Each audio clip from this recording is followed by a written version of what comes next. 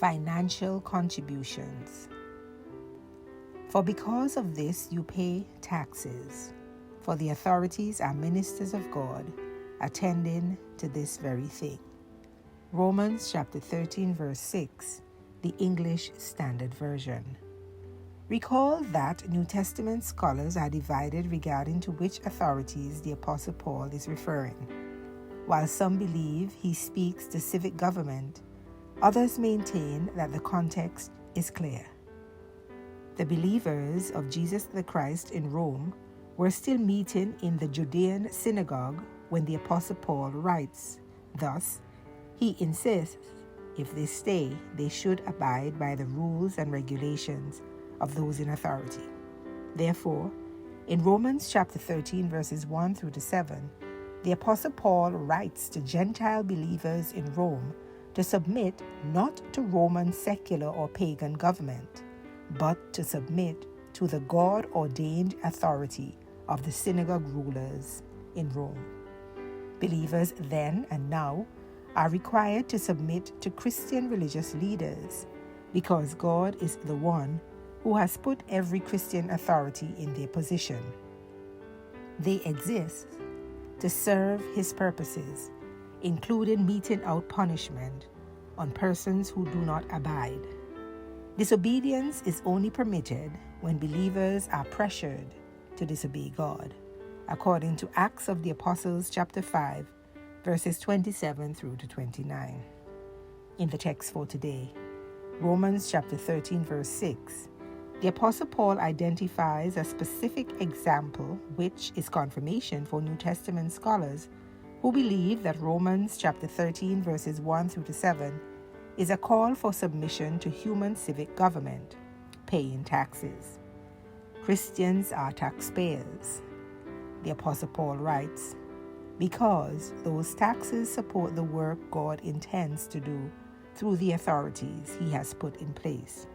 When the Apostle Paul tells the Gentile believers to pay taxes and revenue, in the text for today, Romans chapter 13, verse 6, he instructs them to pay the temple tax. The Roman historian Tacitus mentions Gentile converts sending contributions to the temple. However, some hesitated to send financial contributions, and the Apostle Paul urges them to contribute. In the context of the Judean synagogue at the time, those rulers, by and large, were not followers of Jesus the Christ.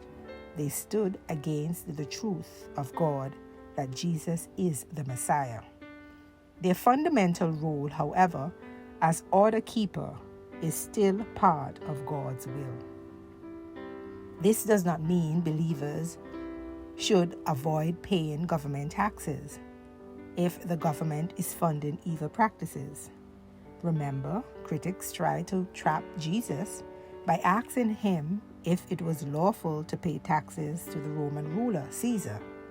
Jesus pointed out that Caesar's picture is on the money, stated firmly that the taxes should be paid, according to Matthew chapter 22, verses 15 through to 22. Render to Caesar what is Caesar's, and to God what is God's. Believers should pay government taxes as well as contribute financially to the work of the church.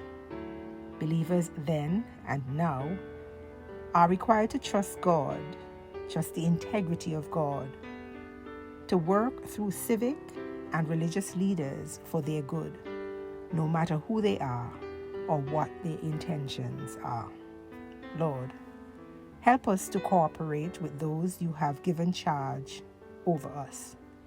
It is inconceivable that you would instate a leader and instruct your people to undermine their leadership unless they require your people to disobey you. Remind us to submit daily out of respect for you and from a clear conscience. Amen. You have been listening to Morning Manna with Reverend Bonnie EBW Smith, Superintendent of the Moravian Church Antigua Conference and Minister of Christian Education. Have a terrific Tuesday. God bless you.